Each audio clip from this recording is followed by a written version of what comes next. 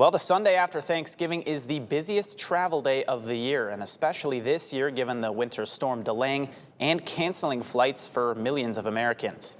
Here in the Quad Cities, Emma Bucher introduces us to passengers that are still searching for a way home. Earlier this week, Quad Cities airport officials told me that they were expecting about 8,000 passengers to be flying in and out of the airport throughout the week, whether that be to or from Thanksgiving holidays.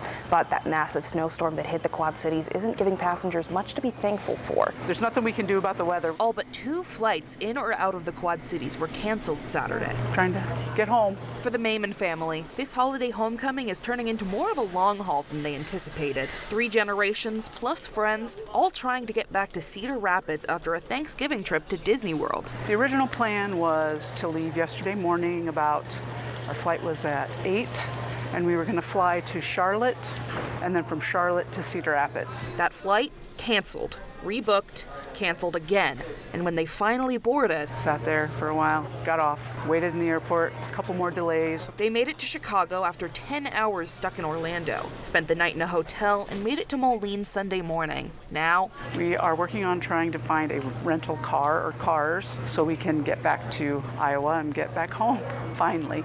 they aren't alone. With most cars already booked, some passengers waiting hours to find a ride. We don't want anybody to, make a trip from Cedar Rapids here to pick us up unless absolutely necessary, because the less people on the roads, the better. At least one member of the group is taking the detour in stride. Yeah, because of the snow. My teacher said on conferences that if we have too much snow, we won't be able to A go. little optimism on a long journey I want a snow day. as families count their blessings No, we're very fortunate that all of our luggage got here. and piece together whatever travel plans can get them home.